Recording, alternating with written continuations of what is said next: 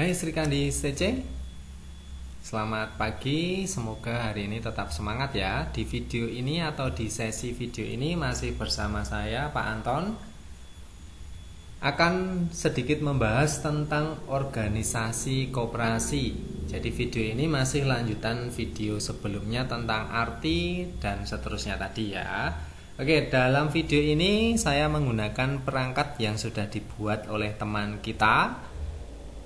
Atas nama, ini pembuatnya adalah Maria Ina ya, 10 MIPA 3 presensi 23. Sekali lagi, semua yang teman-teman buat itu menarik sampai Pak Anton itu bingung mau menggunakan yang mana ya. Ini saya ambil lagi sampel untuk menjelaskan organisasi koperasi. Oke, jadi untuk organisasi koperasi ini memang agak sedikit berbeda dengan organisasi-organisasi yang lainnya. Kenapa berbeda? Karena di sini organisasi koperasi itu bisa digolongkan menjadi dua ya, yaitu struktur internal organisasi koperasi dan struktur eksternal organisasi koperasi. Oke ya, kalau yang akan kita bahas hari ini di video ini atau dengan bantuan slide ini, struktur internal dari organisasi koperasi, di mana ada rapat anggota, ada pengurus, dan ada yang namanya pengawas. Satu lagi ada yang namanya pengelola. Oke, kita langsung scroll ke bawah ya. Kita cari nih ya, ini milik teman kita ini bagian perangkat organisasi koperasi. Oke, yang pertama yaitu rapat anggota. Kenapa ini yang pertama? Karena rapat anggota itu kekuasaannya itu tertinggi dalam koperasi, yang tentunya menentukan kebijakan koperasi atau arah tujuan dari koperasi tersebut. Nah, rapat anggota itu dilaksanakan minimal sekali dalam setahun. Ya, biasanya setelah Desember itu akan dilakukan yang namanya rapat anggota. Ya, kenapa disebut rapat anggota? Karena seluruh anggota itu harapannya hadir pada saat rapat tersebut. Nah, apa saja yang ditetapkan dalam rapat anggota tersebut? Yang pertama jelas anggaran dasar dari koperasi tersebut. Yang kedua, kebijakan umum di bidang organisasi, manajemen, dan usaha koperasi. Contohnya perekrutan karyawan ya. Jadi pergantian pengurus itu nanti bagian dari ini ya. Ini pemilihan dan pengangkatan, pemberhentian pengurus pengawas itu bagian dari ini. Rencana kerja, rencana anggaran, pendapatan belanja, serta pengesahan laporan keuangan. Nah, ini akan dilaporkan di akhir tahun ini teman-teman. Setelah itu pengesahan pertanggungjawaban pengurus dan pelaksanaan tugasnya. Jadi setelah setahun atau setelah 5 tahun tadi ya menjabat sebagai pengurus, dilaporkan dalam rapat anggota ini juga. Nah, dalam RAT ini juga nanti hasil usaha dari koperasi itu juga akan dibagikan kepada anggota, tentunya sesuai dengan jasa yang sudah diberikan oleh anggotanya. Nah, selain itu juga di rapat anggota ini dibahas juga penggabungan, peleburan, dan pembagian ataupun pembubaran dari koperasi. Jadi ini merupakan kesepakatan bersama ya, musyawarah pada saat rapat anggota. Oke, kita bahas yang berikutnya. Perangkat yang kedua adalah pengurus ya. Pengurus dipilih oleh anggota dalam rapat anggota, biasanya ya seperti pemilu itu ya. Jadi nanti ada calon-calon pengurus yang dipilih oleh anggota koperasi tersebut. Di luar anggota koperasi apakah boleh memilih? Tidak boleh ya. Jadi harus menjadi anggota dari koperasi tersebut. Nah, masa jabatan pengurus ya itu paling lama 5 tahun. Tetapi sesuai dengan aturan main yang disepakati oleh koperasi ya, atau ADART koperasi tersebut. Bisa saja tidak 5 tahun ya.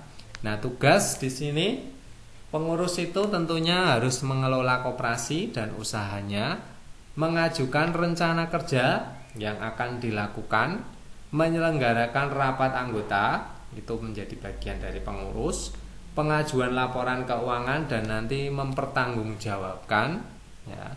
Berikutnya pembukuan keuangan dan inventaris, ya, tentunya secara tertib, ya, karena itu nanti dilaporkan pada saat rapat anggota.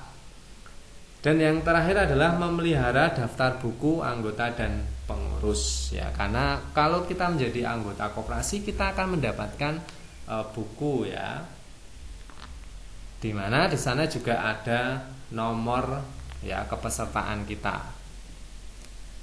Biasanya disebut sebagai buku anggota, ya, gitu ya kira-kira ya.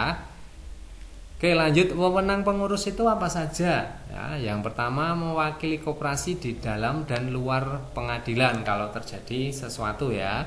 Memutuskan dan menerima dan penolakan anggota baru. Jadi pengurus itu punya wewenang untuk menolak, ya, bila mana ada seorang atau orang yang ingin gabung itu tidak memenuhi syarat, itu bisa saja ditolak, begitu ya. Berikutnya, melakukan tindakan dan upaya bagi kepentingan dan, ya, tentunya manfaat koperasi itu sendiri sesuai dengan tanggung jawabnya. Oke, itu kalau perangkat pengurus, begitu ya. Yang ketiga yaitu pengawas. Nah, pengawas dipilih oleh anggota juga. Biasanya dalam rapat anggota, pengawas itu akan ditunjuk. Biasanya ini lebih senior, begitu ya, karena punya pengalamannya di koperasi, ya. Tapi apakah yang junior boleh gabung? Ya boleh, tergantung nanti pilihan anggota itu sendiri, ya. Persyaratan dapat dipilih sebagai pengawas ditetapkan dalam anggaran dasar. Sekali lagi, semua sudah diatur dalam anggaran dasar koperasi tersebut. Nah, tugasnya apa? Yang pertama, melakukan pengawasan terhadap pelaksanaan kebijakan dan pengolahan koperasi. Yang kedua, membuat laporan tertulis berdasarkan hasil pengawasannya. Nanti ini biasanya juga akan dilaporkan di rapat anggota tahunan, ya. Nah, wewenang pengawas itu apa saja? Jelas, meneliti catatan yang ada pada koperasi, ya, secara rutin berkala mengecek, ya, mengecek informasi-informasi yang ada pada koperasi tersebut. Dan yang kedua, mendapatkan segala keterangan yang dibutuhkan, ya, dibutuhkan oleh koperasi tersebut. Nah, ini tadi sebenarnya ada yang namanya struktur internal. Jadi ada rapat anggota, pengurus, dan pengawas. Satu lagi tambahannya adalah pengelola. Itu adalah yang mengelola atau manajemen dari koperasi tersebut.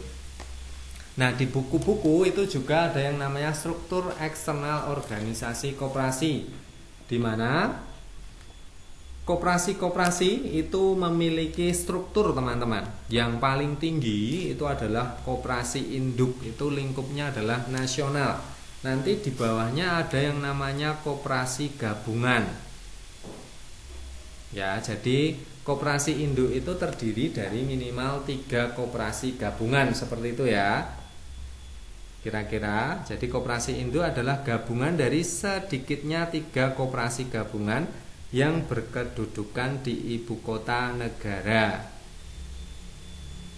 Misalnya ada induk koperasi pegawai negeri. Koperasi gabungan adalah gabungan dari 3 koperasi pusat.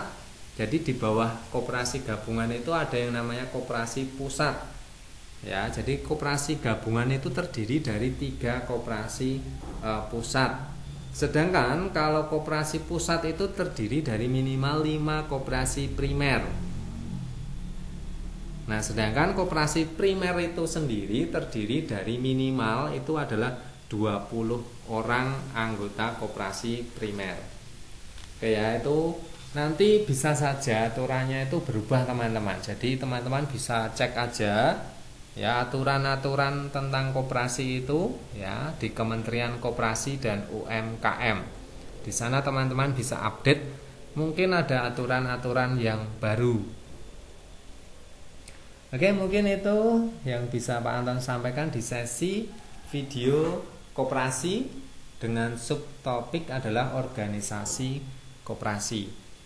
Oke, sekian, dilanjut ke sesi video berikutnya. Terima kasih.